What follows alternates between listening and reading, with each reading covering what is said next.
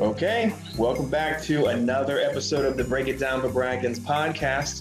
Today we are talking about the foot race Ragnar, and we're talking about a classification of Ragnar, which is a relay race called the Immortal.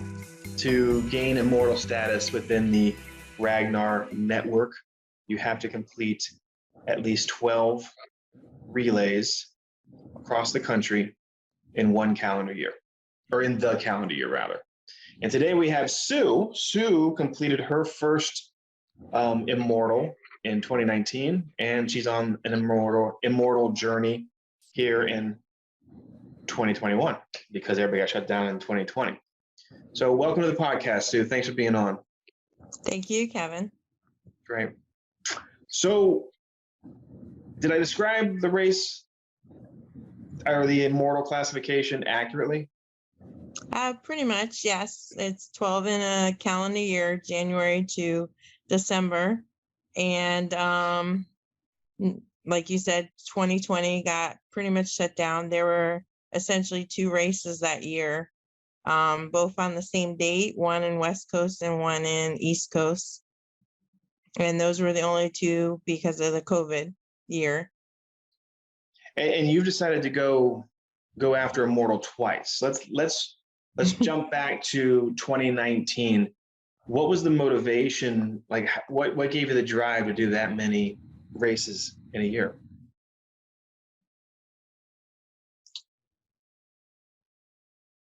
So essentially 2019, I had only done one Ragnar, which was 2018. I had done Alify, which was the last Ragnar of the year. And I did that by jumping on a team as a last minute basic filler. And that was because we had somebody hurt and I had not really heard too much about Ragnar, but one of my friends at the time, and she was all about Ragnar, and she had told me about this race. And there was, like I said, somebody that got hurt, and they called me on Wednesday night and was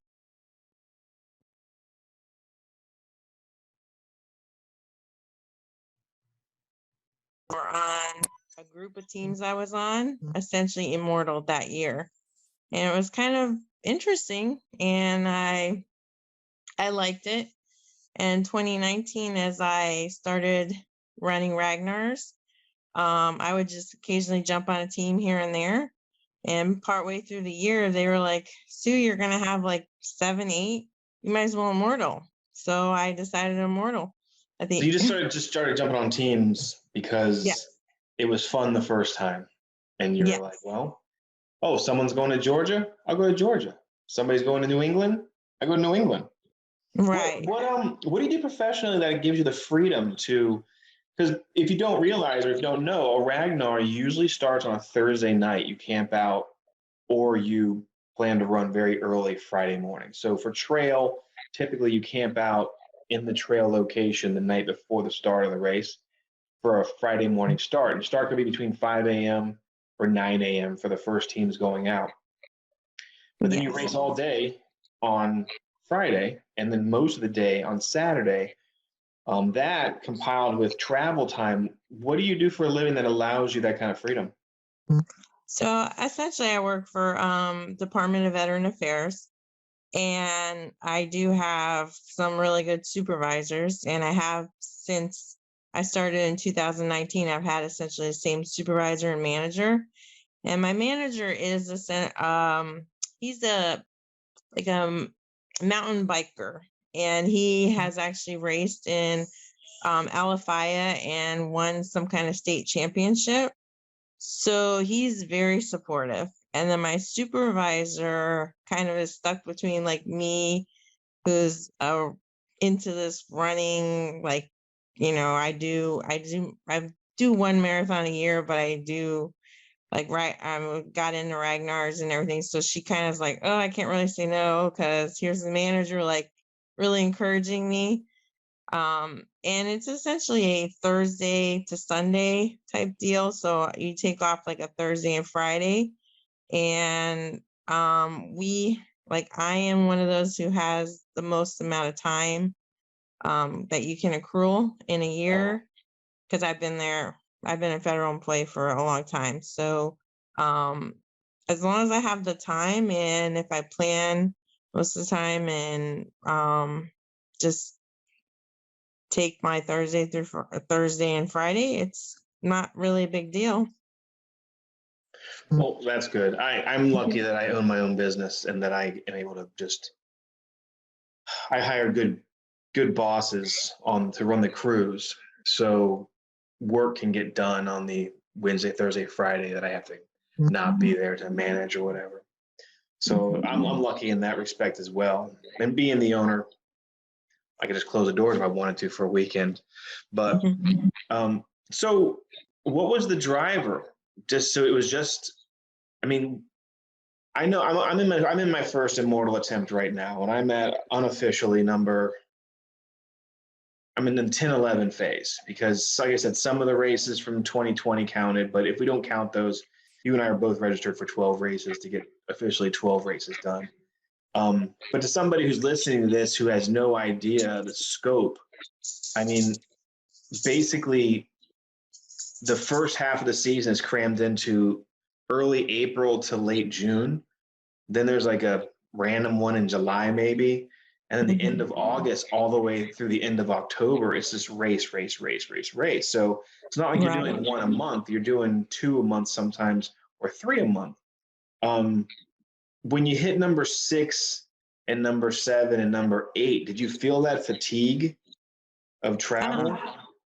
Yes, you kind of. So in my 2019 year, essentially, because like I said, I run like a marathon a year, and I'll do halves, I'll do other events. And because I jumped on so late in trying to do Immortal, and I kind of did the same this year, I came home like Labor Day, and then I basically was gone from the weekend after Labor Day until like after the first week in November. I was gone every weekend.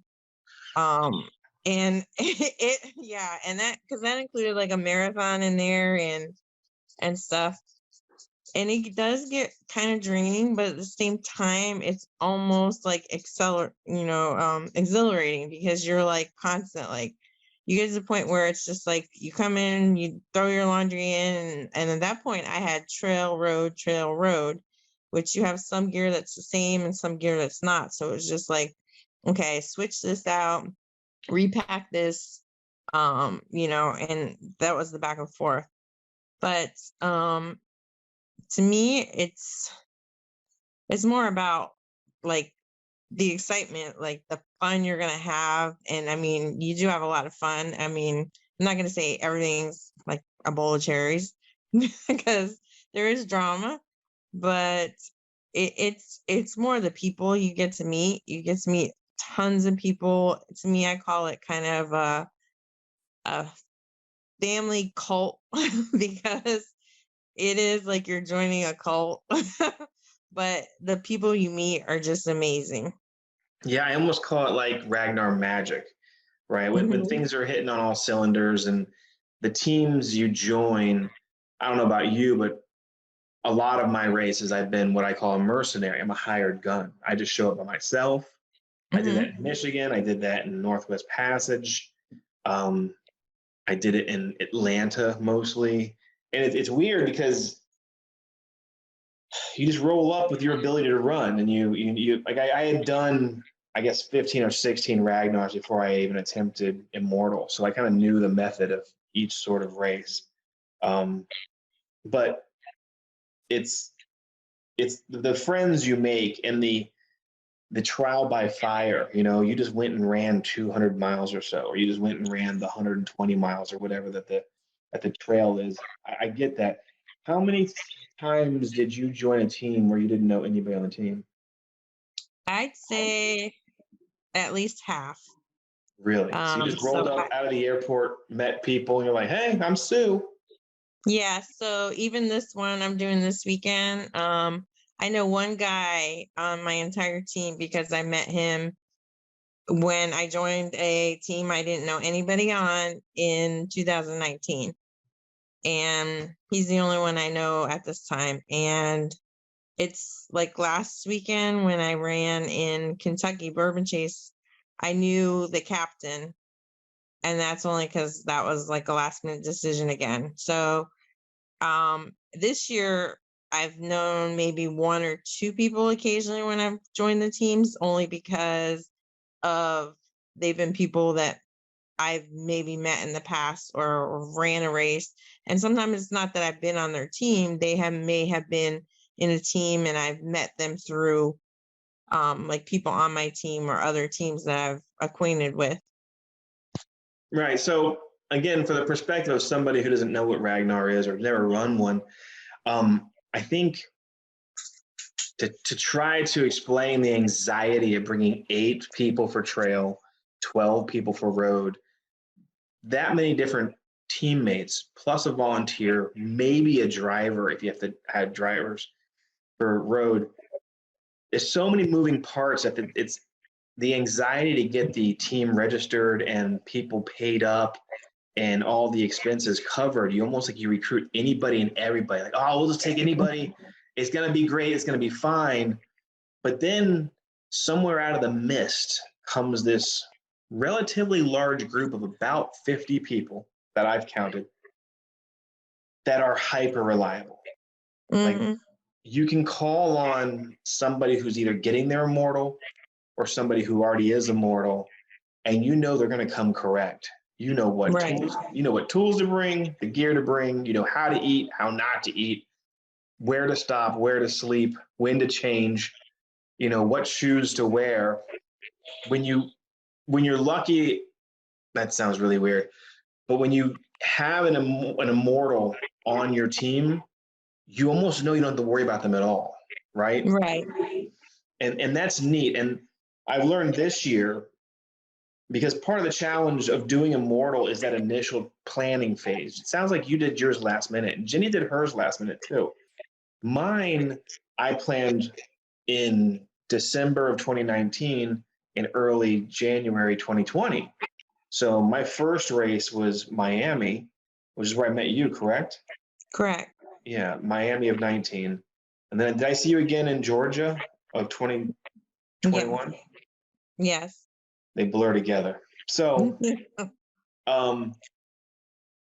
so the planning phase, registering for SoCal, registering for Rainier, registering for Bourbon, Texas, Richmond, West Virginia, not so much registering, but searching out the teams and making sure before I committed to a team what the logistics were to the airport, price for tickets, rental car if I need one, or am I going to bum a ride from somebody? Is it the timing going to work?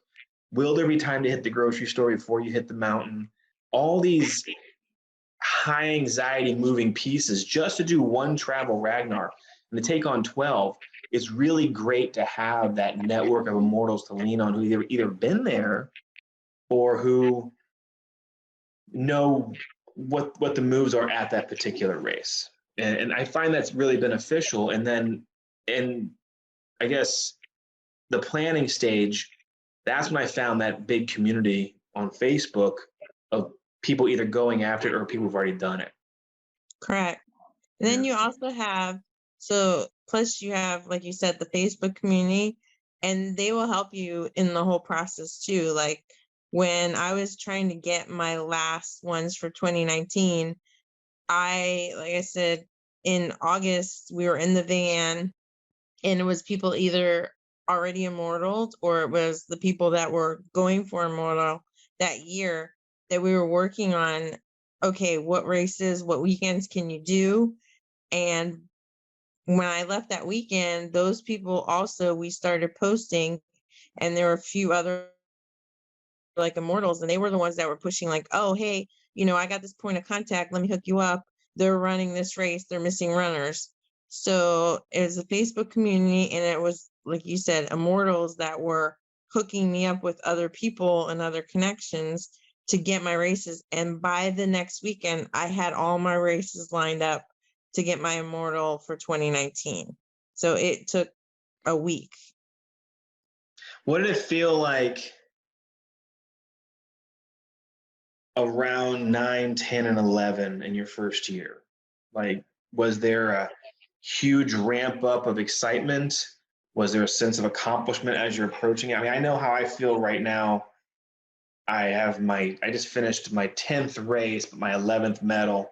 I'm not going to go into the whole overlapping of how last year was, but I'm I got the last medal before I get the immortal medal, and that one hit differently. How did you Yeah. feel in the last 2 to 3 races? So there's always, as you're doing them, you're always like, I guess for me, like you're really excited to go running and you get there and you're kind of like, oh my gosh, I'm that much closer. So you're very excited about that. But then you're also, I guess on my side as well, I'm also like super careful or super worried because you're worried about injuries or you're worried about, oh, I'm so close. Like, is there anything going to prevent me from getting that immortal? Um, and like in 2019, I had Arizona Trail. I ended up getting stitches in my hand, um, because I fell on the trail. Um, and I was just like, oh, it's not a problem. I had two more races. I had the Chattanooga to Nashville, and then I had Alafaya. But I mean, I finished my whole Arizona Trail. It was my last run that I fell and then ran with my hand in stitches the next it was like a week it was like 2 weeks later in Tennessee. Actually no, it was a week later in Tennessee. And then I had like 2 weeks off and then I ran Immortal. And the same thing happened in Northwest Passage with this year. I had my first ever. I've never broken a bone and I fractured my shoulder. And so I just switched up my game and decided, okay, I had one trail, which was Mount Rainier, which was extremely rough because you have no arm strength to pull yourself up, let alone a mountain. And so I was like, for the rest of my races to Immortal, I'm just not going to make any of them trails. I'm going to do all road until my final one, which is Alafaya, which is a trail. And it's a matter of just kind of playing it smart. And I know there's other Immortals out there now. And, if you can, like, find ways to, if you do happen to get hurt, you do have to give yourself a little recoup time. But and it might have to be that you have to switch up, a trail for a road or something. So it's scary because there's always that chance you can hurt yourself and lose your whole everything you worked hard for. Yeah, that is scary.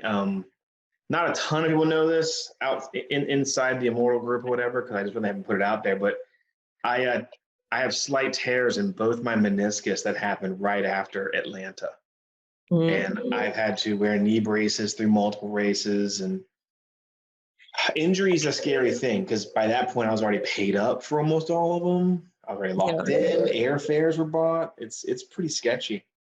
Um, let's see. Share with me, maybe over the course of a minute. I have to keep this short, but what would you say was the top challenge of this year so far? Something that you were like surprised. This year was definitely Mount Rainier. That was a beast, especially coming from Florida. Florida's like, we call it flatland, flatlanders, because we don't really have hills. We run bridges for hills. And going to Mount Rainier, I mean, it says itself, it's a mountain. And then to have the fact that I was only about a month or so into having fractured my shoulder, I wasn't to the point where I had close to full arm strength. And I always do my red loops, which the red loops are essentially the hardest ones normally. And I like to do them at night. So I was already set to do that at night. If I had seen what I was doing essentially at night, prior, like if I'd seen pictures or just knew the course, I probably would have freaked out, but luckily I saw what I did. And then I had a lot, like we said, I had a lot of like immortals, and I had some of the people from Ragnar staff, just because I've immortal before and knew these people, that they were telling me, okay, like this mile, watch out for this. This is like you're gonna have massive hill, you're gonna have massive, downslope, or it's gonna be slippery. But when I went out there, I was a little more prepared than maybe some of the other runners were. And that was mainly because they did know I had a fractured shoulder. Yeah, that's scary. The Rainier was a tough one for me too. I got very, very sick, and it turns out I realized after the fact I got altitude sickness. Mm. Who knows why? Who knows how? My first loop was the Yellow, which was a 4.5 mile sustained climb up about 2,500 feet. I just didn't treat my body right going into that race. I wasn't as prepared because Colorado wasn't as bad as that for me. But I was only able to complete the first lap, and then I had to bow out of the second one, and I was still sick in time for the third one. But I didn't realize I had altitude sickness.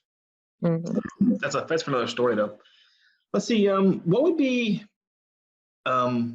your top key piece of advice you would give somebody who's considering immortal? I would definitely say that if you don't have a spouse or somebody that can give you companion fares or some kind of airline, definitely sign up for miles and try to use those to your advantage, because that is key when you're like chasing immortal or working towards your immortal. And if you can, try to plan ahead, because like we said, you can always get an injury. So you want to work around maybe being able to switch or alter races. So if you can't do trails, or for some reason roads are harder for you, some people prefer trail over road. So just to line up and maybe always have a cushion where you can have maybe a 13 or 14 races, because if you can't and you can bow out of like one or two, that's always a good thing as well. To have a backup race. Nice. We have about 4 minutes left in my free Zoom interview. Okay. Can you squeeze your favorite story from this year? Do you have a favorite story you could share? From this year. Or 2 years ago. Okay. I think my favorite story was probably my Cape Cod one. So in Cape Cod, I jumped on a team, and they didn't know me, I didn't know them, and they offered to pay for me to fly in basically to Boston and rent a car and to drive to them, because they were all from like a New York area, and driving in the vans and going to a hotel. Well, because it was kind of last minute, I flew in, my flight got in like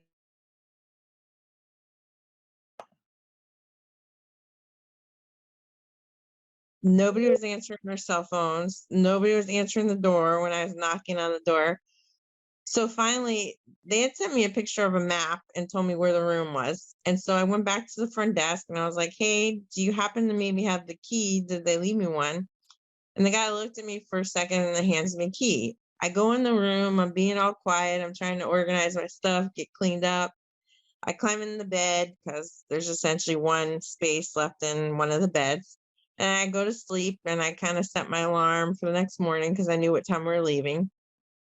And I hear them kind of wake up and start getting ready, slowly, like each one of them, I heard alarms. And then I wake up and we're getting ready, and they're like, hey, and they're talking to me, and we get ready and we start going. And it took them probably at least 2 hours after everybody woke up to say, wait a minute, how did you get in the room last night? And so we all started laughing, and I explained to them and told them the whole story. And they were like, oh my God, like none of us woke up. None of us realized, like none of them realized I was in the room. They're like, so the joke became that, I could have been an axe murderer and literally came in and killed them all. Oh. And as we went through, they ended up being the nicest people. But that was a joke for like the entire race, that it was a good thing I didn't end up being an axe murderer and kill them all, because like I said, they all slept through me coming in. None of them realized for like at least about 2 hours that they all introduced themselves and everything, and nobody had ever let me in the room. Yeah, that's a good one. That's a good one. All right, cool. Well, I got 90 seconds left. Is there anything you think we missed? Anything we need to touch on? Because you're the first of the immortals I've had a chance to podcast. Not really I could think of. Oh, how about this then? Who would you say is a perfect candidate to go immortal? I think basically anybody who's crazy enough to put themselves through like you said, there's only like one race at the beginning, and normally that can be about February, March time. And that's East or West Coast, because they're normally the same weekend. And then you don't have anything again till about April. And then it kind of staggers, like one about May, one about June, maybe July. And then about August, it starts to pick up. And you have all of them between August to October. And then sometimes you have one in November and then like one in December. So anybody who's essentially crazy enough to put their August through October life on hold and plan to run multiple Ragnars. Well, that's good. That's great advice. Sue, thanks for being on the podcast. Thank you. I really appreciate it. Let me hit stop.